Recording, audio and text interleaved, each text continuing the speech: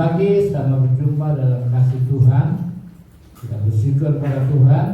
Tuhan masih memberikan kesempatan kepada kita pagi hari ini untuk kita kembali beribadah dalam rangka memperingati hari kematian Tuhan Yesus di kayu salib. Peristiwa kematian Tuhan sangat disayangkan. Banyak orang-orang yang menyangkal, banyak orang-orang yang mengatakan yang mati bukan Tuhan Yesus, yang mati bukanlah Allah, tetapi adalah orang-orang manusia, murid-muridnya, dan kemudian dia mati di kayu dikubur, dan yang dikubur juga bukan Tuhan Yesus.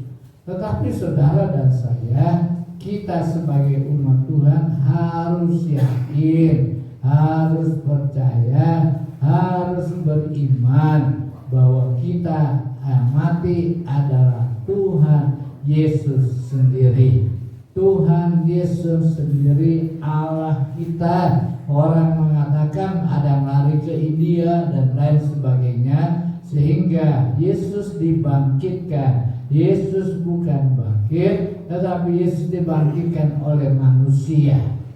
Saudara, orang mati tidak bisa dibangkitkan oleh manusia. Yesus mati dan pada hari Minggu dia akan bangkit kembali, dan seluruh umat Kristiani memperingati apa yang dinamakan hari kematian Tuhan.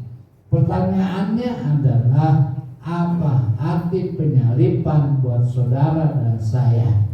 Apakah penyaliban Tuhan merupakan sejarah saja, merupakan tulisan-tulisan saja, atau tidak mengandung makna, tidak mengandung apa-apa? Apa yang harus kita lakukan, apa yang harus kita buat untuk kita menyelami, untuk kita percaya, untuk kita meyakini bahwa Yesus telah mati buat saudara dan saya. Tema firman Tuhan pagi hari ini adalah arti penyaliban Yesus. Arti penyaliban Yesus. Kita buka dalam Yohanes pasal 19 ayat 28 sampai dengan 30. Yohanes 19 ayat 28 sampai 30. Sesudah itu, karena Yesus tahu bahwa segala sesuatu telah selesai, berkatalah ia supaya genaplah yang ada tertulis dalam kitab suci, aku haus. Di situ ada satu bekas penuh anggur asam. Maka mereka mencucukkan bunga karang yang telah dicelupkan dalam anggur asam pada sebatang hisop, lalu mengunjukkannya kepada mulut Yesus. Sesudah Yesus meminum anggur asam itu, berkatalah ia, sudah selesai. Lalu ia menundukkan kepalanya dan menyerahkan nyawanya. Lalu ia menundukkan kepalanya dan menyerahkan nyawanya. Sudah selesai. Artinya apa yang Tuhan Yesus buat selama 3,5 tahun diakhiri dengan suatu proses kematian di kayu salib. Kematian Tuhan adalah kematian yang sangat menakutkan. Kematian Tuhan di kayu salib adalah suatu hal yang sangat mengerikan, di mana ada peristiwa jalan salib, ada peristiwa Yesus harus memikul salib, dan di dalam perjalanannya Yesus memikul salib, dia harus menderita, dia harus jatuh, dia harus bangun, dia harus bangkit lagi, dan dia di kayu salib dia mengatakan sudah selesai.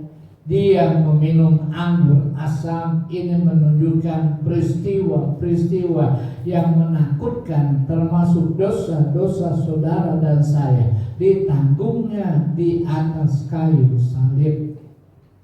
Perbuatan-perbuatan manusia sejak Adam dan Hawa yang seharusnya saudara dan saya adalah mati dan masuk ke dalam api neraka. Manusia berpikir perbuatan Tuhan sia-sia. Perbuatan Tuhan sudah tidak ada gunanya karena manusia akan mati dan akan masuk ke dalam api neraka. Oleh sebab itulah peristiwa kematian adalah satu peristiwa yang sangat-sangat memberikan kekuatan kepada setiap orang yang mau percaya kepada Dia. Yohanes 3 ayat 16 mengatakan, karena begitu besar kasih Allah sehingga Dia mengorbankan dirinya untuk saudara dan saya, supaya siapa yang percaya kepada Dia tidak binasa, melainkan beroleh hidup yang kekal dan akan masuk ke dalam kerajaan surga. Masuk kerajaan surga tidak seperti teroris-teroris yang ada sekarang membunuh dirinya, melakukan teroris, membuat laku hal dan berkata itulah masuk ke dalam surga. Bukan. Masuk ke dalam surga bukan karena dengan bunuh diri, tidak. Tetapi masuk ke dalam surga karena kematian Tuhan Yesus saudara dan saya, bukan mudah-mudahan, tetapi kita semua sudah diterima di dalam kerajaan surga dan kita akan masuk ke dalam kerajaan surga kalau Tuhan panggil kita pada waktunya. Sebab itu kematian Tuhan yang kita rayakan di atas kayu salib memberikan pengajaran, memberikan pengertian kepada saudara dan saya. Kita akan lihat hari ini apa arti arti penyaliban Tuhan di kayu salib buat saudara dan saya.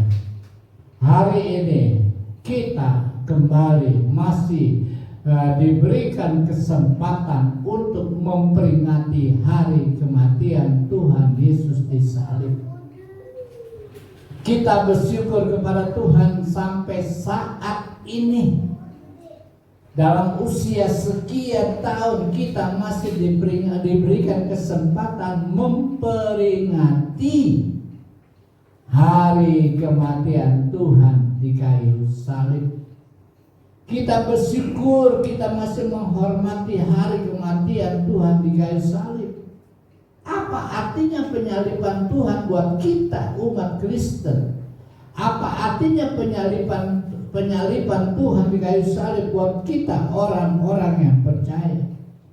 Ada 3 hal yang saya sampaikan kepada saudara.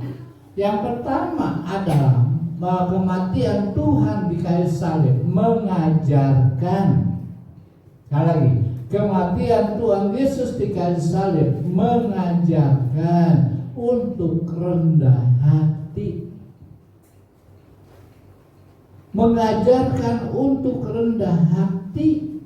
Di dalam Filipi pasal 2 ayat 5 sampai yang ke-8 dikatakan, hendaklah kamu dalam hidupmu bersama menaruh kesetaraan dengan Allah itu sebagai milik yang harus dipertahankan, yang walaupun dalam rupa Allah tidak menganggap kesetaraan dengan Allah sebagai milik yang harus dipertahankan, melainkan telah mengosongkan dirinya sendiri dan mengambil rupa sebagai hamba dan menjadi sama dengan manusia.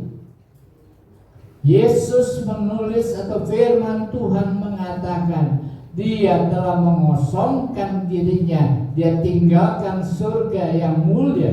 Dia tinggalkan segala sesuatu untuk Dia turun ke dalam dunia. Dia sama dengan saudara dan saya. Dia sama dengan kita manusia yang percaya kepada Dia. Dia tidak menganggap dirinya setara dengan Allah. Dia tidak menganggap dirinya paling hebat. Tidak. Tetapi kematian Tuhan mengajarkan membuktikan satu kerendahan hati daripada Tuhan Yesus sendiri. Apa arti rendah hati buat saudara dan saya? Tolong nikmati. Apa rendah hati buat saudara?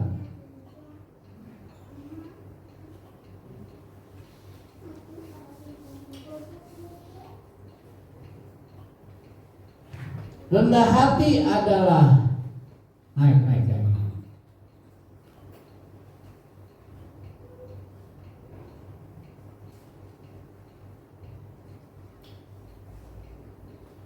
Klik.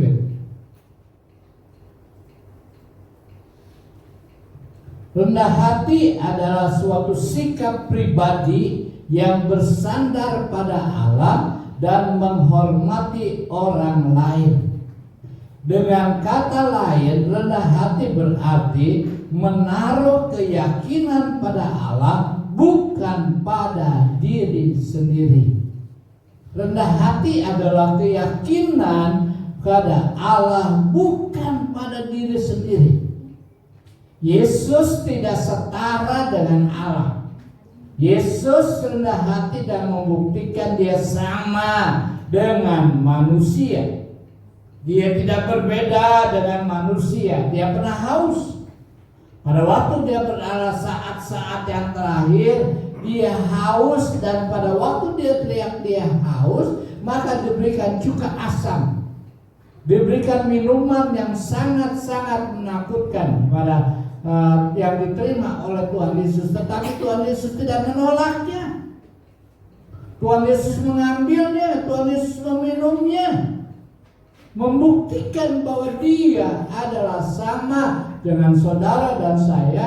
Kita adalah orang-orang yang rendah hati di hadapan Tuhan. Keyakinan atau kepercayaan atau sikap pribadi yang bersandar pada Allah dan tidak merasa diri kita lebih. Yesus tidak merasa dirinya lebih daripada manusia yang lain. Yesus tidak merasa dirinya lebih daripada Allah. Bagaimana dengan kita? Apakah kita memiliki sifat seperti itu? Kita harus menjadi teladan.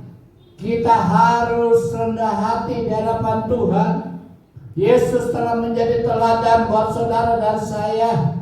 Yesus telah menjadi teladan untuk rendah hati dalam kehidupannya.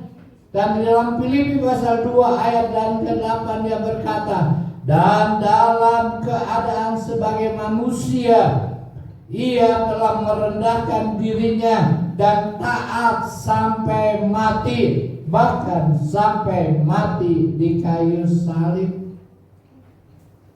Ini adalah bukti dari suatu kerendahan hati. Inilah satu bukti pengajaran daripada Tuhan Yesus buat kita sekalian, umat-umat Tuhan, orang-orang Kristen yang ada saat ini. Apapun pangkat saudara, apapun keadaan sosial saudara, apapun kekayaan saudara, kita harus menjadi teladan dan meneladani akan Tuhan Yesus sendiri. Memiliki sifat rendah hati bukanlah sesuatu yang mudah. Yesus tidak mudah memiliki sifat rendah hati, tetapi dia belajar mengosongkan dirinya. Dia tinggalkan singgasana yang mulia, dia tinggalkan kedudukannya sebagai Allah, tapi dia mau menjadi manusia. Dia mau mengosongkan dan turun ke dalam dunia. Hari-hari ini begitu sukar orang menjadi atau mempunyai sifat rendah hati. Hari-hari ini begitu sulit kalau kita lihat dalam keadaan sekarang ini, bahwa orang yang rendah hati itu sulit sekali dalam apapun yang terjadi. Bukti bahwa penyalibannya mengajarkan kita tentang rendah hati adalah Tuhan telah mengosongkan dirinya dan tidak menganggap dirinya sama dengan Allah. Dia tidak menganggap dirinya sama dengan Bapa. Dia tidak menganggap dirinya dengan Roh Kudus. Tidak. Tetapi yang mau turun dan menjadi seorang hamba. Kalau kita bicara seorang hamba, maka seorang hamba tidak mementingkan dirinya sendiri. Seorang hamba yang baik tidak memikirkan dirinya sendiri, tetapi dia memikirkan untuk orang lain. Dia memikirkan untuk bosnya, dia memikirkan untuk pemimpinnya. Dia dia melakukan hal-hal yang dapat menjadi teladan dalam rumah tersebut. Yesus telah menjadi teladan. Dia telah menyatakan dirinya, merendahkan diri di hadapan manusia, di hadapan Allah, mengosongkan dan membuktikan dia rela mati untuk saudara dan saya. Dia rela memberikan kasihnya kepada saudara dan saya. Dia tidak segan-segan, tapi dia mau memberikannya untuk orang lain. Yesus membuktikan kasihnya kepada saudara dan saya. Oleh sebab itulah, sebagai umat Tuhan, kalau hari ini kita diberikan kesempatan memperingati kematian juga, kita harus mengikuti teladan Tuhan Yesus. Kita harus mengikuti teladan Tuhan Yesus. Kita harus mengikuti sifat Tuhan Yesus, yaitu rendah hati.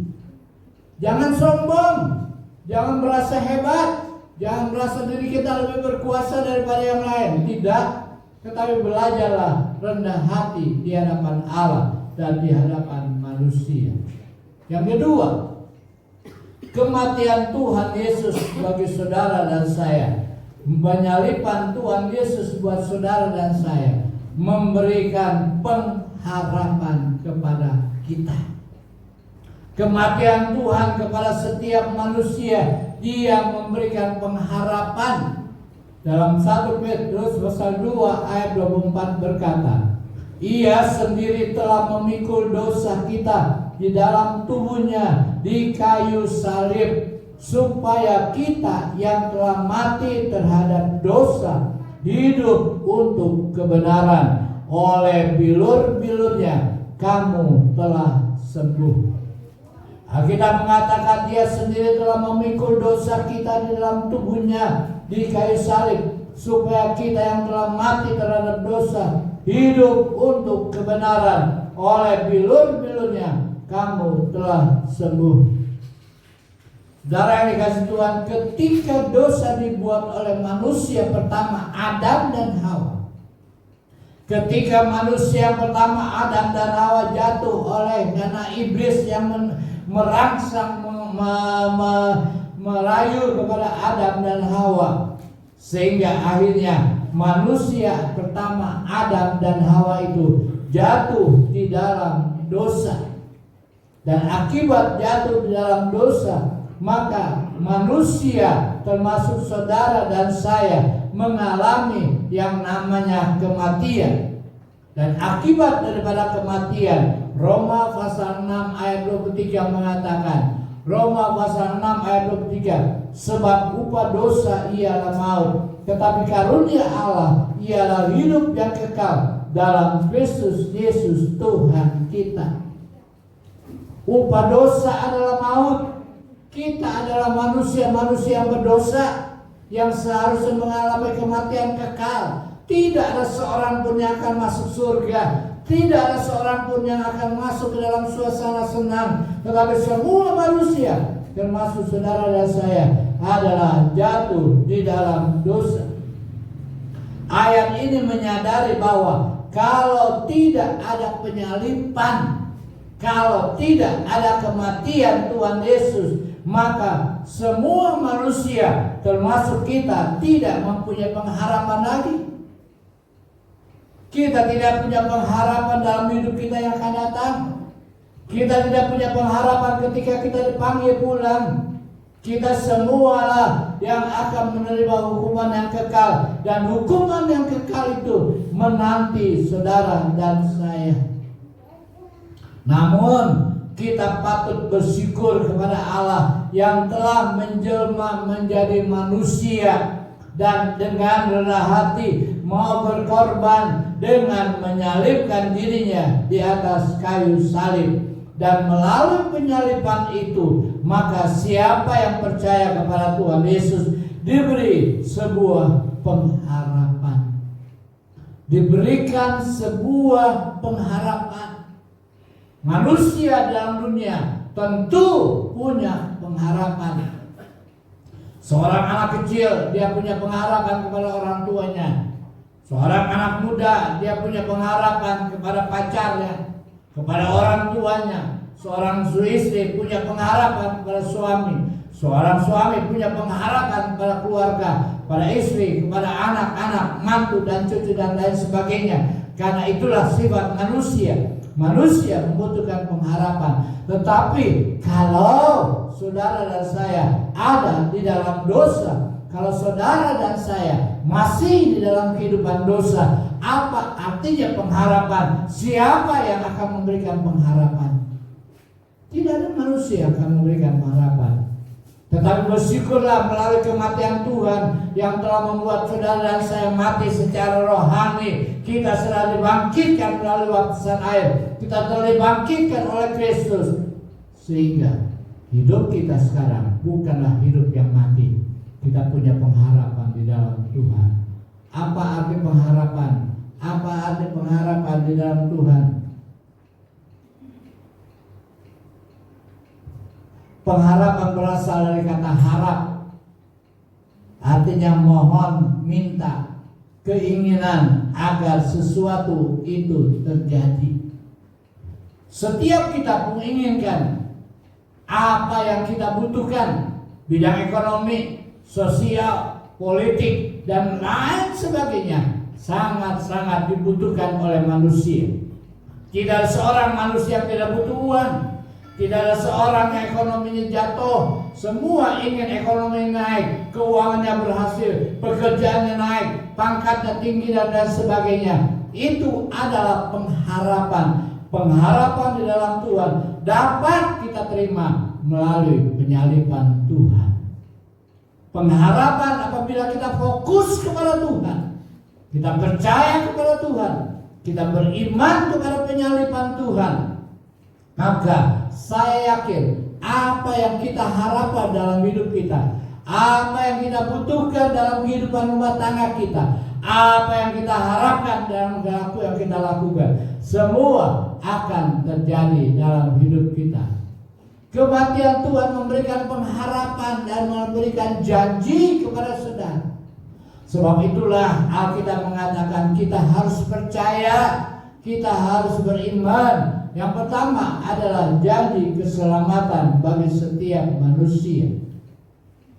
Setelah manusia jatuh dalam dosa, tidak ada keselamatan di dalam manusia. Tidak ada seorang yang bisa menyelamatkan manusia. Tidak ada seorang yang bisa lolos dari maut. Tidak ada seorang yang lolos dari kematian. Kita harus masuk ke dalam neraka. Kita harus tinggal di dalam neraka. Tetapi ada janji. Kepada siapa yang percaya kepada Dia, Yohanes 3 ayat 16, tidak binasa, melainkan beroleh hidup yang kekal. Kalau dalam hidup saudara, saya berjanji kepada saudara, saya akan memberkati saudara, saya akan memberikan uang berjuta-juta kepada saudara. Sebagai orang yang percaya kepada saya, saudara akan menaruh pengharapan kepada saya.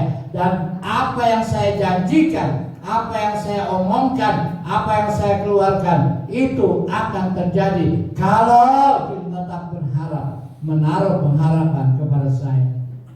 Demikian dengan Tuhan Yesus. Maut tidak akan mengalahkan saudara. Maut tidak akan menghalangi saudara untuk menaruh pengharapan. Karena kita telah menerima janji bahwa Yesus mati supaya saudara hidup di dalam kebenaran. Dia menyelamatkan saudara. Dia memberikan kebebasan kepada kita untuk kita tidak terikat dengan dosa lagi. Tapi sekarang kita sudah bebas melalui kematian. Yang kedua, Dia memberikan kecukupan kepada saudara. Yohanes 10 ayat 10, inilah satu pengharapan setiap manusia orang percaya. Di tengah-tengah pandemi COVID-19, di tengah-tengah ekonomi yang begitu sulit, di tengah usaha-usaha yang begitu sukar, kepada siapa kita mendapatkan pengharapan? Kepada siapa kita memperoleh berkat? Kepada siapa kita mendapatkan kecukupan? Mungkin sudah berkata, anak saya kaya, suami saya kaya, segala-galanya kaya. Boleh kita berharap kepada mereka. Tetapi seberapa lama? Seberapa jauh? Pada waktu almarhum pendeta muda Edi Zakaria meninggal, saya menaruh pengharapan kepada almarhumah, pada almarhum, supaya almarhum tetap mau melayani pekerjaan Tuhan di tempat kita. Saya berharap kepada dia terus menyampaikan firman Tuhan. Tapi harapan itu hilang ketika COVID-19 menimpa kehidupannya. Dia kemudian meninggal dunia. Pengharapan yang kita harapkan di dalam manusia hanya waktu tertentu. Pengharapan dalam manusia akan berakhir. Kalau kita berharap pengharapan janji kepada Tuhan, Tuhan tidak akan membiarkan saudara minta-minta. Raja Daud berkata, dari muda sampai sekarang sampai tua, aku belum pernah melihat anak-anak Tuhan mengulur-ulurkan tangan, meminta-minta roti, meminta-minta sedekah. Saya percaya kematian Tuhan, penyaliban Tuhan memberikan pengharapan kepada kita. Dia akan mencukupkan ekonomi saudara, usaha saudara, pekerjaan saudara. Apa saja yang saudara butuhkan, dia pasti memberikan kecukupan kepada saudara dan saya. Jangan taruh pengharapan kepada usaha kita. Jangan menaruh pengharapan kepada perusahaan kita. Jangan menaruh pengharapan kepada bos kita. Tetapi kita menaruh pengharapan kita kepada Yesus, kepada Tuhan yang sudah mati. Karena dia berjanji, Yohanes 10, iblis datang hanya untuk mencuri dan merampok. Tetapi aku datang supaya domba-dombaku hidup di dalam berkecukupan. Itu janji Tuhan. Kita taruh dan kita tetap pegang pengharapan di dalam Yesus. Kita tetap menaruh pengharapan kita kepada Dia. Karena Dia adalah sumber, Dia adalah janji kepada saudara dan saya. Dia akan memberikan janji kepada saudara. Dia akan memberikan pengharapan yang pasti. Apa yang saudara butuhkan? Apa yang saudara lakukan hari-hari ini? Yesus memberikan pengharapan kepada saudara. Yesus memberikan janji kepada kita sekalian. Sebab itu mari kita tetap memandang kepada Tuhan. Yang ketiga adalah kematian Tuhan Yesus, penyaliban Tuhan, mengajarkan kasih kepada manusia. Kematian Tuhan mengajarkan kasih kepada kita. Yohanes 15 ayat 13 berkata, tidak ada kasih yang lebih besar daripada kasih seorang yang memberikan nyawanya untuk sahabat-sahabatnya. Tidak ada kasih yang lebih besar daripada kasih seorang yang memberikan nyawanya untuk sahabat-sahabatnya. Penyaliban Tuhan Yesus di kayu salib menunjukkan kasih yang besar kepada manusia. Seorang hamba, dia akan menunjukkan kasihnya kepada majikannya. Seorang hamba, dia tidak segan-segan menunjukkan kasihnya kepada manusia. Apalagi Tuhan Yesus, dia menyatakan bahwa dia adalah kasih. Kasih yang ditunjukkan Tuhan Yesus bukan untuk dipuji oleh manusia. Kematian Tuhan di kayu salib bukan untuk dipuji oleh manusia dan setiap orang, tetapi bukan dipuji untuk Bapaknya, tidak.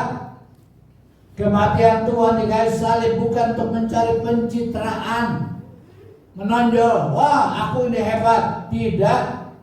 Tetapi penyaliban Tuhan Yesus di kayu salib adalah benar-benar ingin membuktikan kasih-Nya kepada Bapaknya, kepada saudara, dan kepada saya, kepada setiap manusia. Dia ingin membuktikan seorang hamba, seorang manusia harus memiliki ketaatan.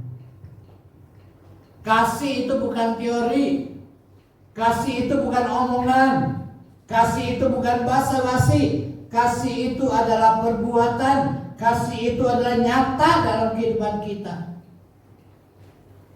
Seorang istri, kalau dia mengasihi suaminya, dia akan taat kepada suaminya.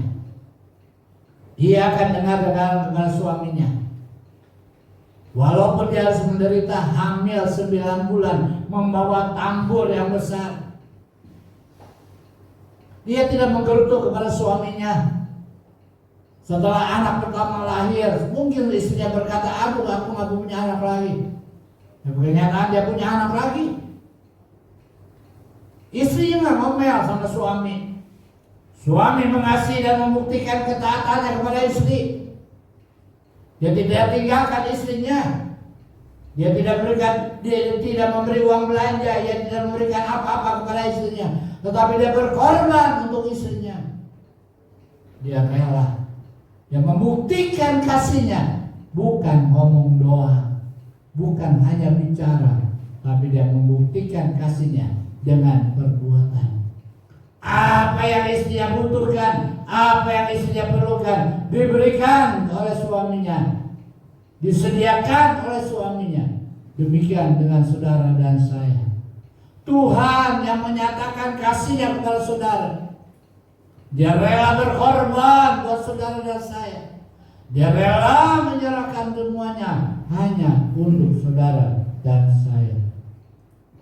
Penyaliban Tuhan di kayu salib menunjukkan kasih yang besar kepada manusia.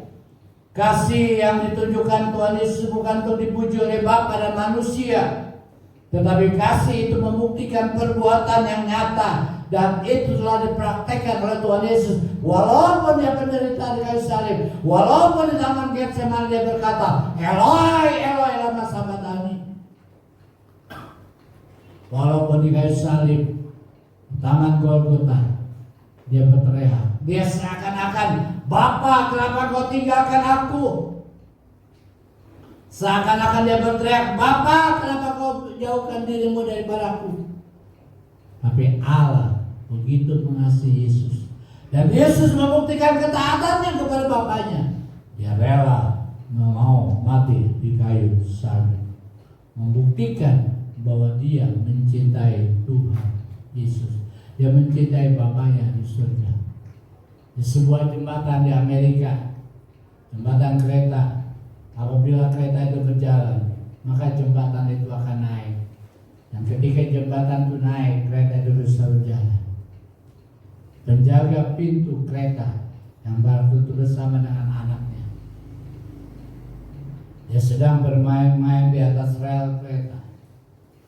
Dia tiba-tiba dia tidak mengetahui bahwa kereta api sudah memberikan klakson, sudah memberikan peluit tanda bahwa kereta akan lewat pada waktu itu. Bapaknya sudah siap untuk mengangkat pintu gerbang sehingga kereta itu bisa berjalan. Namun sayang, bapaknya tidak mengetahui anaknya sedang bermain-main di atas rel kereta. Dan pada waktu itu bapaknya tidak tahu, dan anaknya berada di ujung pintu yang akan diangkat. Dan pada waktu itu akhirnya pintu gerbong kereta itu diangkat. Dan apa yang terjadi? Anak itu kegencet dengan pintu, dan kereta itu langsung. Anak itu berteriak, Bapak tolong. Anak itu berteriak, Bapak tolong. Tapi bapaknya tidak bisa menurunkan jembatan kereta api. Tapi dia membiarkan anak itu tergilas dan akhirnya mati. Saudara yang dikasih Tuhan, bapaknya sangat sedih. Bapaknya sangat menangis pada waktu itu. Tapi dia percaya, seandainya dia menolong anaknya yang hidup, berapa banyak penumpang kereta yang akan binasa. Berapa banyak penumpang kereta yang akan mati. Tapi dengan kasih kepada penumpang kereta, dia rela mengorbankan putranya, dia rela mengorbankan anaknya mati. Tapi orang yang ada di dalam kereta itu bisa berjalan dengan lancar. Yesus pun demikian. Dia menunjukkan kasihnya kepada saudara dan saya. Bahkan dia mati di kayu salib supaya setiap manusia, termasuk saudara dan saya, yang percaya kepada dia tidak binasa. Bukan orang lain yang mati di kayu salib, bukan orang yang lain yang harus dikubur di kayu salib, bukan. Tapi dengan iman kita, dengan percaya kita bahwa dia adalah benar-benar Allah. Dia adalah Tuhan kita Yesus Kristus yang dengan kasih-Nya dia rela untuk mati di kayu salib. Oleh sebab itu saudara, mari kita boleh bersyukur kepada Tuhan karena kasih Tuhan kepada saudara bukanlah teori. Kasih Tuhan kepada kita bukanlah perbuatan-perbuatan yang sia-sia. Saudara yang dikasih Tuhan, di Cina ada seorang yang bernama Xian Jun. Di Cina ada seorang yang bernama Xian Jun yang mempunyai anak bernama Guo Guo. Anak ini berusia 2 tahun dan telah divonis dokter mengalami penyakit leukemia nyeloid akut. Artinya dia anak yang bernama Guo ini mempunyai penyakit yang cukup parah, yang mempunyai penyakit yang begitu menakutkan, leukemia nyeloid. Dan dokter mengatakan bahwa 2,5 tahun lagi Guo hidup. Guo ini sangat dicintai oleh bapaknya yang bernama Xian Jun. Guo ini sangat dikasihi oleh bapaknya yang bernama Xian Jun. Dan pada waktu bapaknya mendengar anaknya Guo yang 2,5 tahun lagi dia akan mati, dia nggak bisa berbuat apa-apa.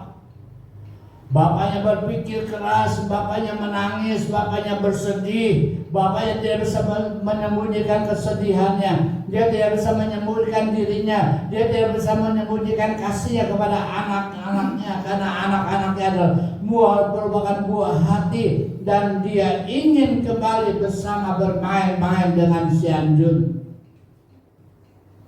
Tetapi ketika dia mengetahui bahwa Xian Jun usianya paling 2,5 tahun, kemudian bapaknya berpikir bagaimana caranya dia mendapat menolong anak itu dan memberikan pengobatan kepada anak itu. Akhirnya Xian Jun yang melihat Guo yang mau mati, yang hanya berumur pendek, satu saat dia mengambil keputusan. Dia berdiri di depan stasiun kereta api.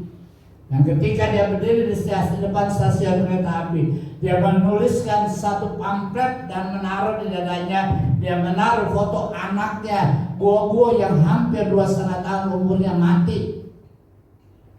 Dan ketika dia berdiri di depan stasiun dan menempel foto anak yang bernama Guo, dia memberikan perintah kepada manusia meliwat untuk memberikan pertolongan. Dia membuktikan kasihnya kepada anaknya.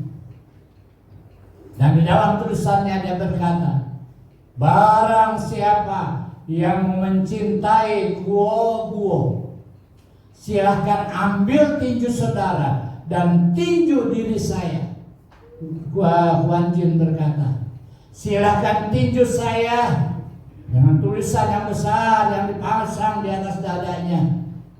Xian Jun mengatakan, siapa yang memberikan sumbangan, silahkan pukul saya. Apa saja yang saudara mau pukul, silahkan. Muka saya, tangan saya, badan saya, silahkan boleh pukul. Darah Bapak Xian Jun berdiri di depan stasiun dan dia menanti Dia minta siapa yang memukul saya dan memberikan donasi, silakan 1 pukulan hanya 10 juan rupiah atau 20.000 per pukul. 20.000 sekali pukul. Sianjun yang siap untuk menerima apa yang dilakukan oleh setiap manusia yang akan memberikan sumbangan.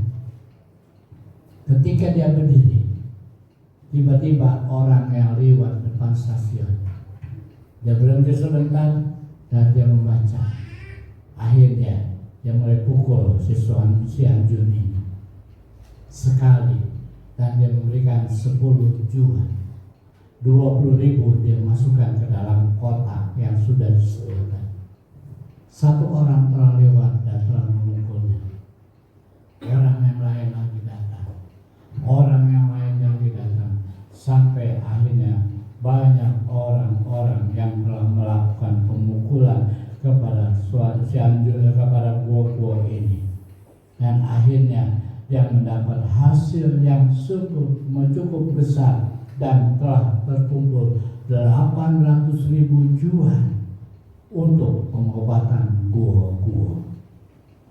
Hampir 1,6 miliar rupiah diterima oleh Sianjun hanya untuk mengobati anak yang bernama gua-gua. Setelah dia terima uang, dia pulang dan dia bawa anaknya. Walaupun tinggal 2,5 tahun umurnya, tetapi Sianjun dia menyatakan kasihnya kepada gua-gua. Dia rela dipukul. Tentu badan Sianjun hancur. Karena apa? Karena pukulan-pukulan. Muka Sianjun hancur karena tinjuan manusia. Dan dia mendapatkan uang untuk membiayai anaknya yang bernama gua-gua.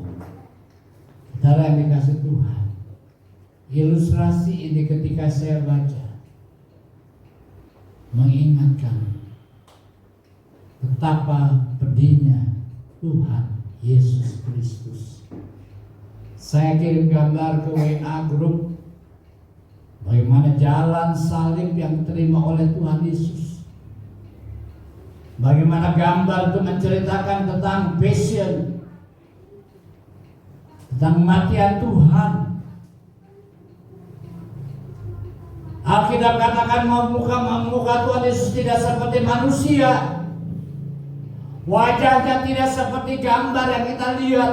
Tidak. Tapi muka Tuhan Yesus hancur.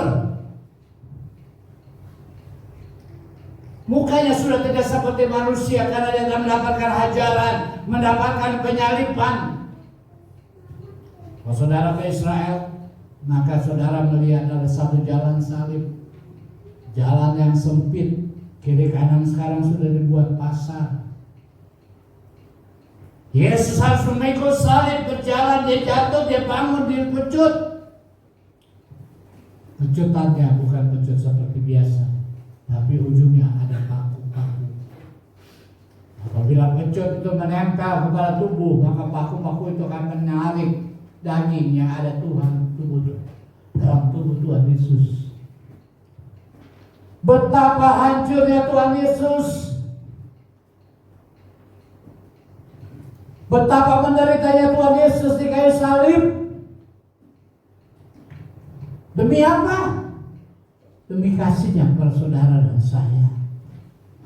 Demi kasihnya kepada setiap manusia. Sehingga ada manusia-manusia, bukan Yesus yang mati, bukan Yesus yang dikubur. Tidak. Ya, kita mengatakan, dia katakan sudah selesai. Pertanyaannya sekarang, apa yang harus kita buat? Apa yang harus kita kerjakan? Darahnya mengalir. Kita sekarang sudah menjadi orang-orang yang diselamatkan. Kita sekarang menjadi orang-orang yang tidak terikat dengan dosa. Muka Yesus, wajah Yesus hancur karena perbuatan-perbuatan saudara dan perbuatan-perbuatan saya. Muka Tuhan Yesus hancur karena perbuatan kita sekalian. Sebab itulah kita bersyukur. Penyaliban Tuhan menunjukkan kasih-Nya kepada saudara dan saya. Dia tidak segan-segan mengorbankan dirinya hanya untuk saudara dan saya. Kasih itu bukan teori, tapi kasih itu perbuatan. Kalau kita tahu kasih itu bukan teori, mari kita melakukan apa yang Tuhan mau lakukan dalam kehidupan kita.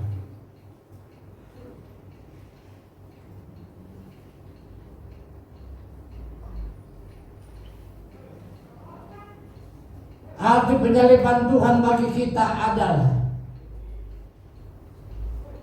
Dia menyatakan kerendahan hatinya kepada saudara dan saya.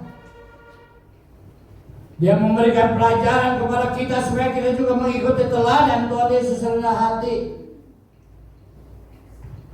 Hati kematian Tuhan di kayu salib, Dia memberikan hidup dalam berkecukupan. Saudara berkaya, saudara bekerja, saudara terima gaji, saudara menerima uang, saudara tidak akan dibiarkan meminta-minta, tapi Dia akan memberikan hidup yang berkecukupan kepada kita. Itu karena kasih-Nya kepada saudara dan saya, karena perbuatannya pada saudara dan saya. Oleh sebab itu, marilah dan mengingat akan kebaikan Tuhan di dalam kehidupan kita.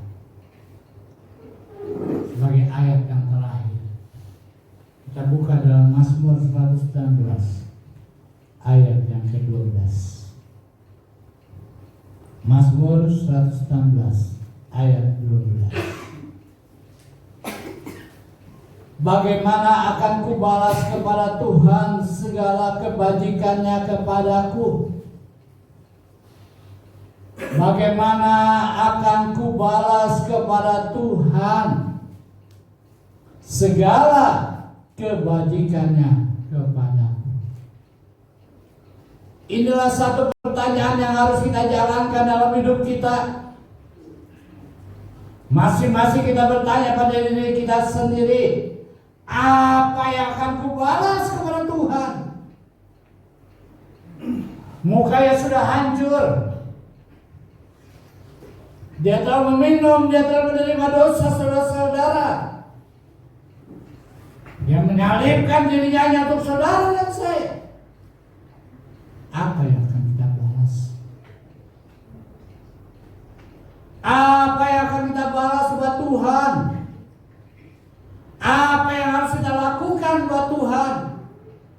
Berilah kehidupan kita buat Dia. Jangan ada di antara kita yang menyangkal Tuhan. Jangan ada di antara kita yang berkata, wah, yang mati bukan Tuhan Yesus kok. Kita mulai terpengaruh dengan omongan-omongan dunia. Kita mulai terpengaruh oleh WA yang kita dapatkan dari orang dunia. Yang mati bukan Yesus Kristus, tapi yang mati adalah orang lain. Yang dikubur bukan Tuhan Yesus, tapi Kristuslah yang telah hancur, yang menunjukkan kasih-Nya, mengajarkan kerendahan hati, memberikan kecukupan bagi hidup saudara, dan yang menunjukkan kasih-Nya kepada kita. Lakukanlah yang terbaik buat Tuhan. Tuhan Yesus